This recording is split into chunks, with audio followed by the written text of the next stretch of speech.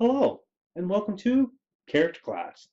This is my little show where I like to talk about role-playing games and give you tips and tricks and things that I have known. Some of it very, very general, some of it very, very specific, um, just on stuff that I have learned over the years. So, we're going to jump in, and I know I've been doing a couple of episodes looking closer at some of these spheres of magic, but I'm taking a little bit of break away from that to talk to you and give you some tips this time because it's been a little while since my last tips video. So, what tips am I offering today? Well, today I'm offering you 5 tips on running a campaign, but not a specific campaign, running a cross system campaign. Because in World of Darkness specifically, there are a lot of people that like to run campaigns where all the player characters are different um, races, where you have like a vampire and a mage and a werewolf all working together or something. A lot of people like to do that, and it can be really fun and really cool and awesome. But it can also be a train wreck if you're not careful. And my tips here today are to kind of help you avoid that train wreck problem. Um, they're very general tips in how to avoid this because always go with the general first and work your way towards specifics. So we're going to give you 5 tips on how to run a cross-system campaign. All right, are you ready? Because I am. Number 5. Tip number 5 is pretty much the tip that everybody wants to tell everybody else. So I'm going to put it out here now. Uh, RTFM. Read the fucking manual. S, plural, manuals. The reason why I say that, especially in running a cross-system campaign, is because you're dealing with not just one system. Because White Wolf put out a system for vampire, a system for werewolf, for mage, for changeling, for wraith, for hunter, for mummy, even. Um, they put out a complete system specifically for that. And while it does kind of lean into the other systems a little bit, especially around like the antagonist chapter, all of those other systems are, for example, in vampire, when it gives you antagonists that are werewolves, like sample antagonists that are werewolves or mages or changelings, it lists their abilities in terms of vampire disciplines, not in terms of like mage powers or werewolf gifts or changeling cantrips or anything like that. It lists it from that system's specific uh, setup of powers and abilities. So if you're looking through a werewolf book, it's going to give you mage powers in terms of like werewolf gifts. If you're looking at changeling a system, it's going to give you vampires abilities in terms of changing cantrips and magic because that's the system you're running. So in order to make them all mesh, that's why you need to read the manuals, plural. So if you're ever looking to do a cross system uh, game, you're going to want to get those core books at least the core books for the different supernatural creatures that you want to include in your campaign. You're going to want to get those books and you're going to want to read them. Not like memorize them, but you're going to want to be familiar with their systems, their settings, how their powers work. You're going to want to have that familiarity for later on when you're working everything together. Because you don't have to do everything as it says in the books. Because White Wolf, I love him. I love you, White Wolf. But a lot of your stuff in the early days, when you were putting these out, it can be contradictory. You can have stuff that directly contradicts each other. Some stuff that kind of diverges in how things work. Even in the same system, sometimes in the same book. But yeah, you're going to want to read those manuals and have some familiarity with those supernatural creatures that you're going to be working in. All right? Tip number 4. This one's kind of important, I find. You're going to want to get your players committed to their characters early, preferably before you start to build your world and build your story. The reason being is it is a lot easier to tailor a story if you know from the get-go what your main characters are going to be.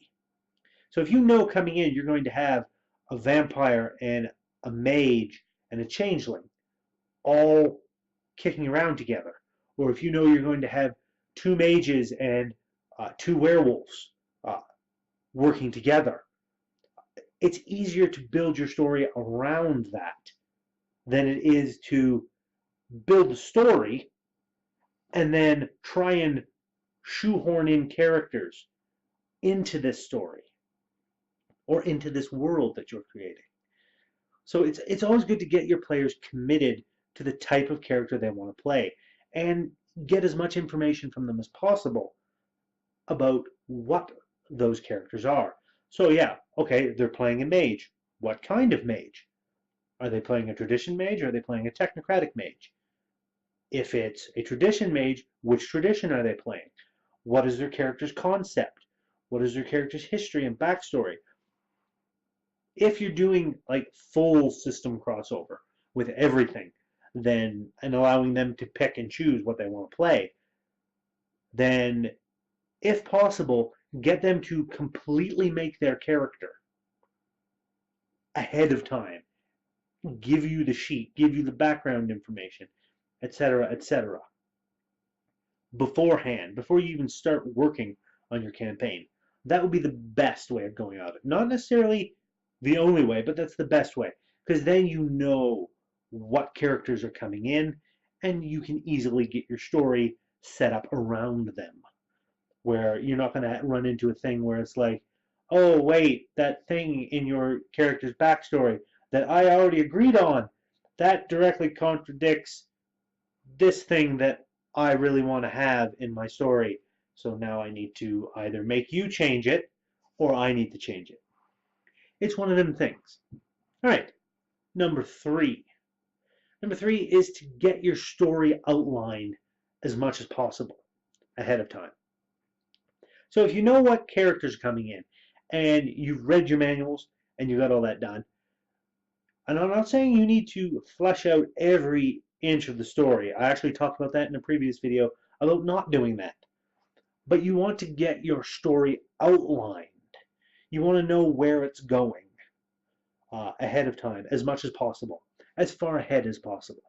If you can outline the entire story from start to finish, just, quick bullet points of, these are the main things that need to happen, etc., etc., etc.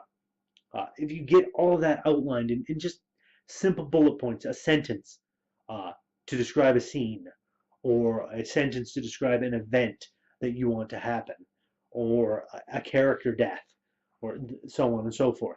You get that outlined. You have a framework that you can then build off of.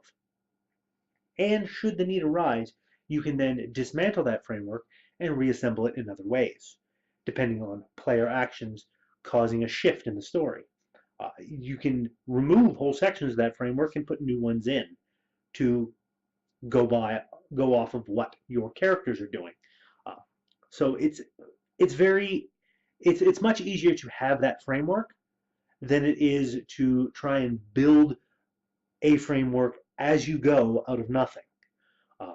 For those of you who can do that, great, do it. But I know a lot of people like me can't do that, so it's good to have that out. All right, number 2. And number 2 and number 1 are kind of similar but different. So first we'll do number 2 because it ties in to getting your players committed and the other ones. Number 2 is to define your location. So where are you setting your particular campaign? Because it will be important. Reason being, there are quite a few supernatural groups in the World of Darkness, some of them specifically kicking around the werewolf and some of the other changing breeds that are area specific. For example, if you are setting your particular story in Egypt, for a prime example, there are certain werewolves that cannot go to Egypt because there is a curse there that keeps them out. Now, unless you want to change that, that's up to you. But if you're running pretty much core base systems and going off the base meta plot, then there's certain things you need to be aware of. Hence why you read the manuals. Hence why you define your location. Generally, a lot of people tend to set World of Darkness in their own city. The ones that I'm currently running, because I'm currently living in Calgary, I set mine in Calgary. There's lots of fun little things kicking around here that you can do some neat things with in terms of the World of Darkness. So if you know your location well enough and you set it in your own city, great. You know your area, so you can take off your base history. You can look back into your city or your town's past and be like, I bet that person was a vampire, or I bet this person was a werewolf. And you can move and shift and craft and create your city and how everything is connected together in that city. And not just the actual physical location, but the social location as well is terribly important that needs to be defined. Because in the social location, you have all your various supernaturals and how they interact with each other. Which is what leads me to the number one tip of knowing your world.